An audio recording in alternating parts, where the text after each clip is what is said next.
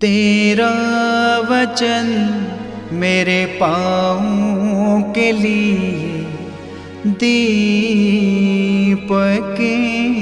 है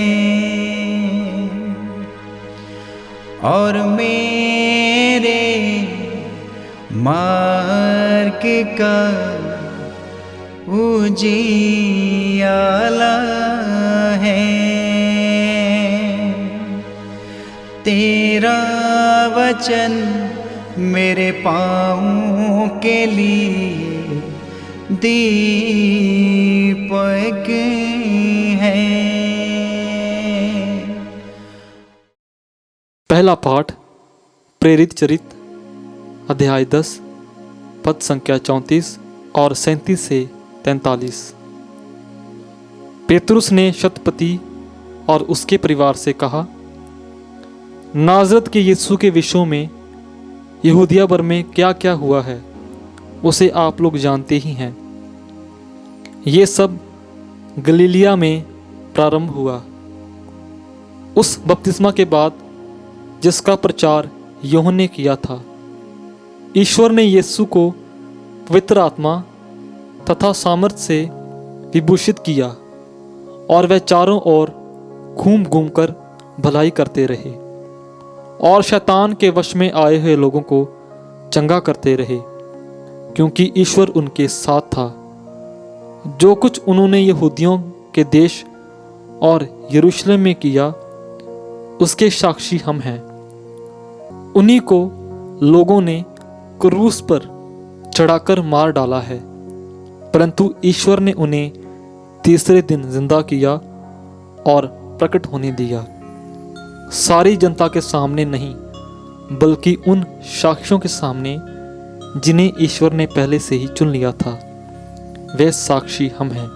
मृतकों में से उनके जी उठने के बाद हम लोगों ने उनके साथ खाया पिया है और उन्होंने हमें आदेश दिया है कि हम जनता को उपदेश देकर घोषित करें। ईश्वर ने उन्हें जीवितों और मृत्युओं का न्यायकर्ता नियुक्त किया है।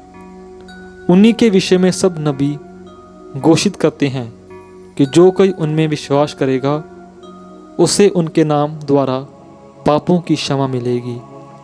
यह प्रभु की वाणी है। ईश्वर को धन्यवाद। भजन अनुवाक्य। ये ईश्वर का ठहराया हुआ दिन है, हम आज प्रफुल्लित होकर आनंद मनाए। अनुवाक्य। ये ईश्वर का ठहराया हुआ दिन है, हम आज प्रफुल्लित होकर आनंद मनाएं। प्रभु का धन्यवाद करो क्योंकि वह भला है, उसका प्रेम अनंत काल तक बना रहता है। इस्राएल का घराना ये कहता जाए, उसका प्रेम अनंत काल तक बना रहता है। अनुवाक्य। ये ईश्वर का ठहराया हुआ दिन है, हम आज प्रफुल्लित होकर आनंद मनाएं। प्रभु के दाहिने हाथ ने अपना बल दिखाया, उसके दाहिने हाथ ने मेरा उद्धार किया। मैं नहीं मर जाऊंगा, मैं जीवित रहूंगा और प्रभु के कार्यों का बखान करूंगा। अनुवाक्य। ये ईश्वर का ठहराया हुआ दिन है, हम आज प्रफुल्लित होकर आनंद मनाएं। कारीगरों ने जिस पत्थर को निकाल दिया वही कोने का पत्थर बन गया। ये प्रभु का कार्य है, ये हमारी दृष्टि से अपूर्व है। अनुवाक्य। ये ईश्वर का ठहराया हुआ दिन है, हम आज प्रफुल्लित होकर आनंद मनाएं। दूसरा पाठ क्लोसों के नाम संत पौलुस का पत्र अध्याय 3 पद संख्या 1 से 4। भाइयों, आप लोग मसीह के साथ ही जी उठे हैं, जो ईश्वर के दाहिने विराजमान है। इसलिए ऊपर की चीज़ें खोजते रहें। आप पृथ्वी पर की नहीं, ऊपर की चीज़ों की चिंता किया करें। आप तो मर चुके हैं, आपका जीवन मसीह के साथ ईश्वर में छिपा हुआ है। मसीह ही आपका जीवन है। जब मसीह प्रकट होंगे तब आप भी उनके साथ महिमावंत होकर प्रकट हो जाएंगे। यह प्रभु की वाणी है। ईश्वर को धन्यवाद। जय घोष। हालेलुया। अनुवाक्य। हालेलुया। हमारा पास्का का मेमना मसीह बलि चढ़ाया जा चुका है, इसलिए हम प्रभु की आनंद में पर्व मनाएं। अनुवाक्य। हालेलुया।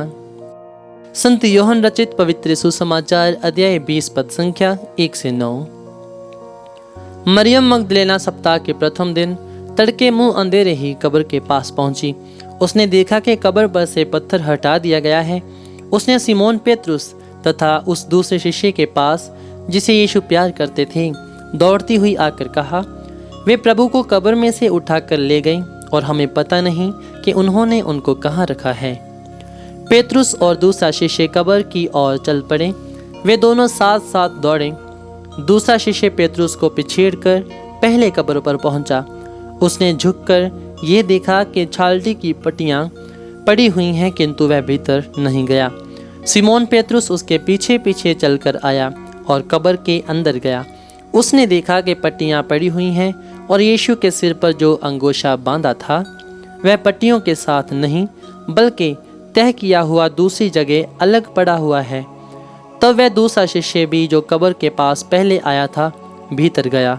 उसने देखा और विश्वास किया, क्योंकि वे अब तक धर्म ग्रंथ का वह लेख नहीं समझ पाए थे जिसके अनुसार उनका जी उठना अनिवार्य था। यह प्रभु का पवित्र सुसमाचार है। ख्रीस्त की जय।